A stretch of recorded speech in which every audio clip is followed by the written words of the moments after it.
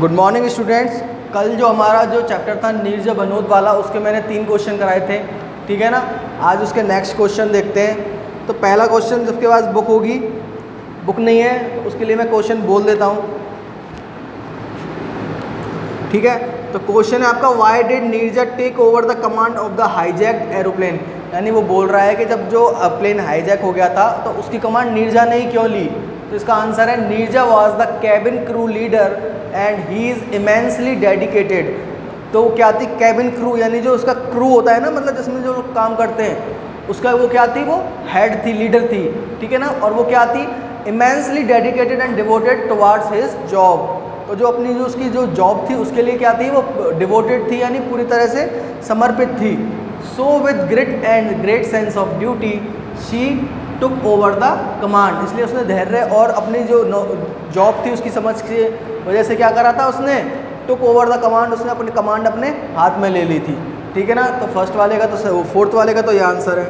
Fifth वाला है आपका, what sacrifice of Neerja had given her recognition in the world. यानी उसने ऐसा कौन सा सेक्रीफाइस किया था जिससे उसका क्या हो गया, पूरे वर्ल्ड में उसको जाना जाने लगा, ठीक है ना। तो उसका क्या था, Neerja gave her life while trying to protect 3 children.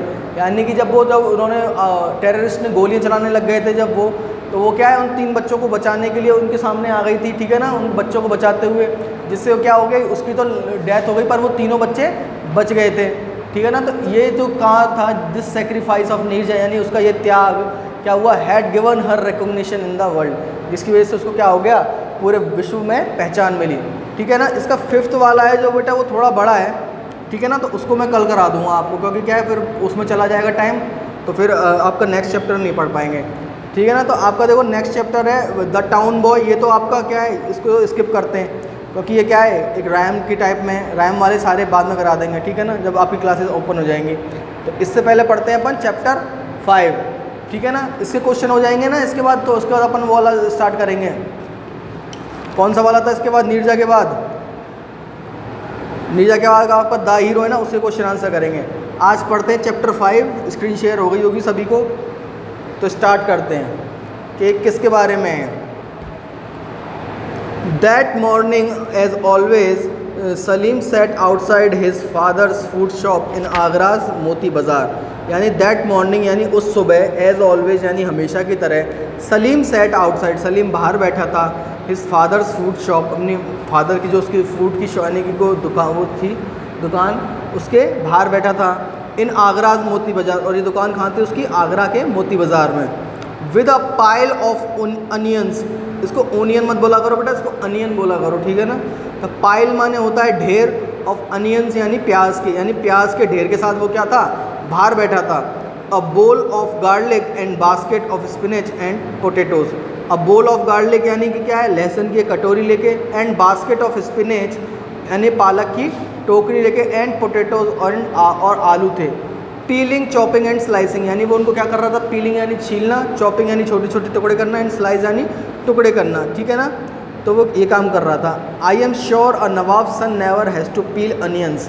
तो वो सोचता है अपने मन में कि क्या है, नवाब यानी कि जो राजा का बेटा है, उसको क्या है, कभी प्याज नहीं छीलने पड़ते होंगे। ही थॉट स्निफिंग, स्निफिंग यानी होता है कैसे, सूंघते हुए, यानी वो सूंघते हुए बोला कि क्या है, राजा के बेटे को कभी क्या है, प्याज नहीं छीलने पड़ते होंगे। It's just my luck that my father is the owner of a food shop. यह मेरा भाग्य है कि मेरे पिता क्या हैं, एक फूड शॉप के ओनर हैं। But then he is a fantastic cook, लेकिन क्या वे एक बहुत अच्छे कुक भी हैं, ठीक है। Thankfully the onions were soon done. क्या हुआ, सौभाग्य से क्या हुआ, the onions were soon done यानी प्याज जल्दी छिल गई। And Salim took them into the kitchen, और सलीम उन्हें किचन में ले गया। Where the dal was bubbling on the stove. Bubbling यानी कि क्या है, उबल रही थी, जहाँ पर क्या है वो दाल उबल रही थी स्टोव पर। While his father ground the spices for the mutton curry and the spinach and potato dish. While his father, जहाँ पे उसके पिता ground the spices for the mutton, यानी क्या कर रहे थे, मसाले मिला रहे थे, किसके लिए, for the mutton curry and the spinach and potato dish, ठीक है ना। तो बेटा जो बोलते हैं अपन मटन और चिकन में एक बार डिफरेंस जान लो, हालांकि इसमें ज़रूरी नहीं है, पर मैं आपको बता देता हूँ। चिकन बोलते हैं जो मुर्गी और मुर्गा होता है ना, उसके मांस को, ठीक है ना, उसको बोलते हैं चिकन, और मटन बोलते हैं बेटा बकरे या बकरी के को, ठीक है ना। And the spinach and potato dish, ये तो हो गया। Coming back to his perch outside the shop, perch बोलते हैं बरामदा टाइप, ठीक है ना। तो coming back to his perch यानी वो बाहर आ गया बरामदे में, आउटसाइड द शॉप यानी शॉप के बाहर है। Salim settle down to bask in the sun, bask बोलते हैं बेटा धूप सेकना, वो क्यों आ गया बाहर, सेटल डाउन यानी वो बैठ गया धूप सेकने के लिए। वाइप्ड हिज आइज यानी अपनी आंखों को पोंछते हुए, and picked up A potato, और एक उसने क्या करा, वो एक आलू को उठा लिया। वन डे ही थॉट, एक दिन उसने सोचा, father will teach me how to cook, कि मुझे पिताजी सिखाएंगे कि कैसे खाना बनाते हैं। And then I will stand behind the big stove, और फिर क्या है मैं एक बड़े चूल्हे के आगे खड़ा होऊंगा। एंड कुक डिलीशियस मील्स, और अच्छी अच्छी क्या बनाऊंगा, खाना बनाऊंगा। While someone else peels the onions, जबकि क्या है मेरे लिए कोई और प्याज छीलेगा। But he had to grow a bit taller first, लेकिन उसे क्या है पहले थोड़ा बड़ा या लंबा होना पड़ेगा। Right now he couldn't even reach up to look inside the big pots, यानी कि क्या है अभी उसकी वो इतना बड़ा भी नहीं है कि जो चूल्हे पे जो चीज़ है यानी कि जो पॉट है जिसमें खाना बनता है उसमें झांक कर देख भी सके कि क्या बन रहा है। And the big ladles were much too heavy for his young arms, ladles यानी जो उठाने के बर्तन होते हैं ना उनको बोलते हैं। तो वो क्या बोल रहा है कि ये अभी इतने वर मच टू हैवी, यानी कि वो अभी भी उसके लिए क्या है इतने हैवी हैं कि क्या है फॉर हिज यंग आर्म्स, यानी उसके अभी जवान यानी छोटे हाथों के लिए। As he worked Salim Seng, जब वो बात कार्य कर रहा था सलीम गा रहा था। It was singing kind of a day, ये गाने का दिन था। The bright winter sun warmed his back, bright या विंटर सन यानी कि क्या है सर्दियों में जो चमकदार धूप निकलती है ना, वार्म्ड हिज बैक जिससे उसकी क्या हो गई पीठ को गर्मी का एहसास हो रहा था। He would just had a big bowl of creamy milk, and later he had just had a big बोल, उसके हाथ में क्या था ऑफ अ क्रीमी मिल्क, यानी एक बोल था जिसमें क्या था एक मलाई से भरा हुआ दूध था। And later once the lunch customer had gone he could play marbles with his friends in the street, ये वो सोच रहा है कि एंड लेटर बाद में वंस द लंच कस्टमर जो लंच के लिए खाने पे आते थे उसके होटल में जो फूड शॉप में, हैड गॉन जब चले जाएंगे, ही कुड प्ले वह खेल सकता है, मार्बल्स, मार्बल्स बोलते हैं बेटा कंची, कंची कंचे देखे होंगे ना आपने, विद हिज फ्रेंड्स यानी अपने दोस्तों के साथ, इन द स्ट्रीट यानी गली में। ठीक है नेक्स्ट स्लाइड देखते हैं, स्टॉप करना इसको, इसको stop. So Salim sang a tune he liked and made up the words along the way, तो सलीम sang a tune यानी एक वो धुन गाने लगा, he liked जो उसे क्या थी पसंद थी, and made up the words और क्या है अपने मतलब अपने लिरिक्स देने लगा, अपने अपने मतलब जो शब्दों से वो गाने लगा, उसने अपने आप गाना बना लिया। ठीक है ना।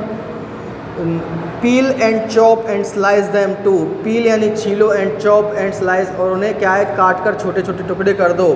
Every day that is all I do, ये मैं क्या करता हूँ हर रोज़ मैं ये करता हूँ, यानी वो इसको क्या कर रहा है एक धुन के साथ गा रहा है ये सारी चीज़ें। ही थ्रिल्ड वह उत्तेजित हो उठा, ही थ्रिल्ड यानी वो उत्तेजित हो उठा। He stopped for breath and then sang again, और वो क्या है यानी सांस लेने के लिए रुका एंड देन sang अगेन और फिर गाने लगा। कभी कभी वो गाते गाते क्या है उसकी सांस फूल गई थी ना, तो वो क्या उसने एक सांस ली फिर दोबारा गाने लगा। But can you please tell me why, लेकिन क्या तुम मुझे बता सकते हो कि ये ऐसा क्यों है। These smelly onions make me cry, ये क्या है स्मेली अनियंस यानी बदबूदार प्याज, मेक मी क्राई ये क्या है मुझे रुलाती हैं। वाह यू सिंग वेल, तुम अच्छा गाते हो। सेड अ डीप वॉइस, पीछे से एक भारी आवाज़ आई। Salim turned to find, Salim पीछे मुड़ा टू फाइंड यानी देखने के लिए या पता लगाने के लिए।